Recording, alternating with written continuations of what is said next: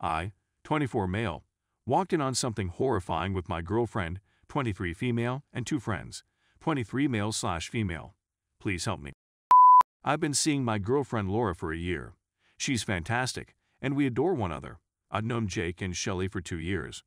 We weren't close at first since I met them via my circle of friends, but now we're quite close. They love my girlfriend and spend more time with her than with me. Once, they even informed me that if we split up, they would choose her side over mine, despite the fact that I've known them longer. Anyway, I'll go right to it. Laura had just graduated from college and wanted to celebrate. Let me begin by mentioning that she never drinks. I believe she's only drunk once or twice in the year I've known her, and that's because my circle of friends sort of forced her to. She can't take booze since she's so little and has no tolerance. This will come in handy later. He chuckles and claims it was all a prank, that they took the images to mock Laura and play a joke on her in the morning. I take her up from the ground and we walk away. Guys, she was so inebriated she couldn't even walk. She was puking all the time, weeping all the time, and couldn't see straight, while my mates were absolutely sober. What the heck is this? He put her to bed and then got a text from Shelley stating I shouldn't be upset since it was all a joke. I respond that they took advantage of her and she agrees, but claims they did it in a pleasant manner so she could let free and have fun since she is constantly studying. I was so horrified that I didn't respond and spent the whole night caring for Laura, since she wouldn't stop vomiting. Laura gets a slew of text messages from them the following day, berating her for getting them into trouble. They claim she's an adult woman who can handle her own errors, that they don't care what I think about what they did, that I'm a little. So Jake and Shelley invite her to their house when I am at work, and I am unable to go. The idea was for them to pick her up and drive her to their apartment, then for me to pick her up after work so she wouldn't drink and drive or have to stay the night. Everything is okay. I trust them, and I know they are experienced drinkers who would keep an eye on her. I leave work at 2 a.m. and go over to their house. I knew Laura was intoxicated at this point because of the messages I was receiving from her, so I knew I had to take care of her. But then I arrive to their home and discover something horrible. Laura is unconscious on the ground, Shelley is on top of her, making out with her, and Jake is filming everything on his phone. I panic out and ask him what is going on. Then I grab his phone and erase the videos and photographs. And that it's all her responsibility, since she forced them to make the video. If you could see how incoherent and blacked out my partner was, you'd realize she couldn't even get up, much alone push anybody to do anything. She's been sobbing all day, going back and forth between yes, it was all her fault, and no, they were filthy. They continue to chastise and ridicule me for being furious, claiming that I am overreacting to a simple prank that they were planning to perform on her. I'm at a loss on what to do. Please help. Am I mistaken? Because I don't believe I am, but Jake and Shelley are circulating tales about it, portraying me as a possessive, controlling jerk and my girlfriend as a stupid drunk who forced them to behave poorly. Update. For many days after the event, they phoned my girlfriend repeatedly, blaming her and telling her it was her fault.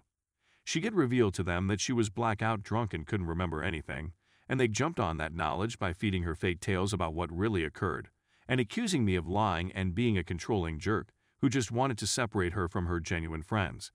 They then proceeded to tell her horrible stories about my past, that I did drugs, when I was 18 for God's sake, that I was once arrested for drunk driving, a mistake I admitted to as soon as she and I met, and she was aware of it from the start, that I've slept with multiple women, and that Laura is just another number to me.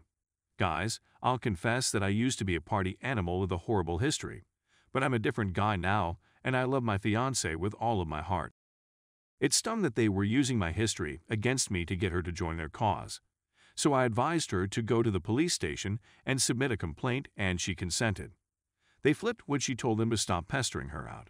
Then they came to our home late at night to attempt to speak to her. They left snacks and gifts for her at our door, and they even enlisted the help of her parents. Her parents are not fools, and as soon as I informed her what they did to Laura, she barred them from the home and threatened to call the cops if they returned.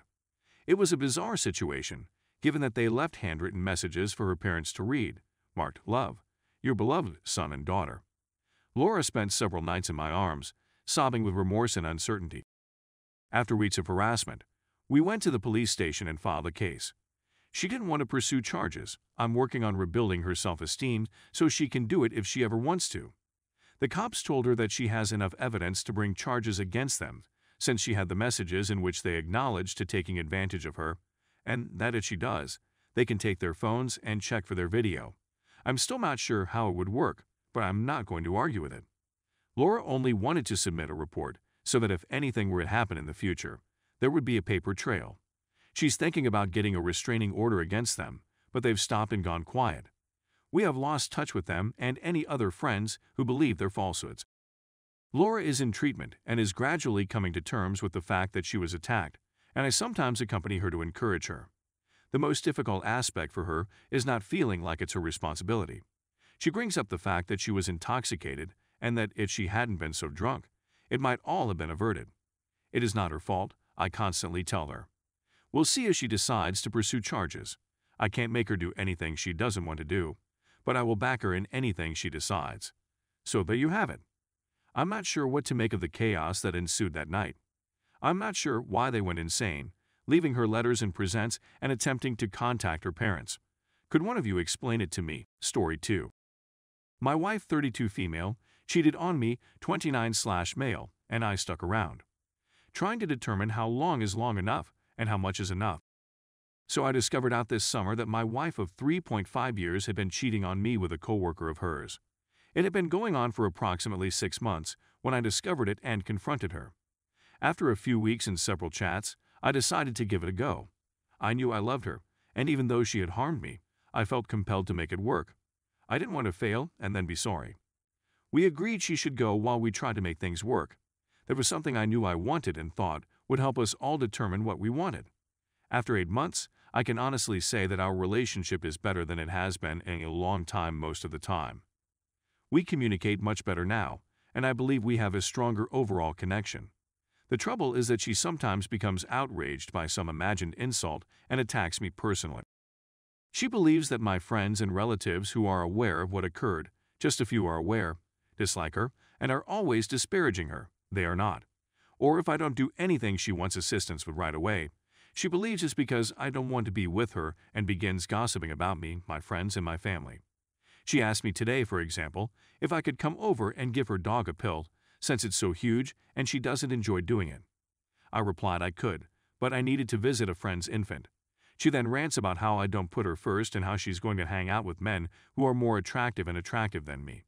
She told me I was overweight, that she was the best I'd ever do, that she was better than me, all my friends and family, and that no matter what happened, she came from money and I didn't, so she'd always be better than me. She essentially becomes aggressive and manipulative verbally. If I attempt to ignore her, she begins texting that she has a medical problem and has to get to the hospital. Basically, she's attempting to trick me into talking to her. She says things that are really cruel, and she says them because she is wounded and furious. The issue is, I am not the one who harmed her. She's done this maybe 5 times in the last 8 months, and I'm at my wit's end. I'm at a loss on what to do. I adore her, and we have a terrific time together 90% of the time. But 10% of the time it's not so fantastic. It's very personal assaults that make me want to terminate things. At the same time, I feel like we're married, and I've agreed to the good and the terrible. I'm at a loss on what to do. Is it possible that I haven't given her enough chances? Should I keep giving her opportunities and trying to make things work? Part of me wonders how she'd fare if we weren't together. We're both from out of town, and she has no relatives here. I'm concerned about her loneliness and what she'll do. Thoughts?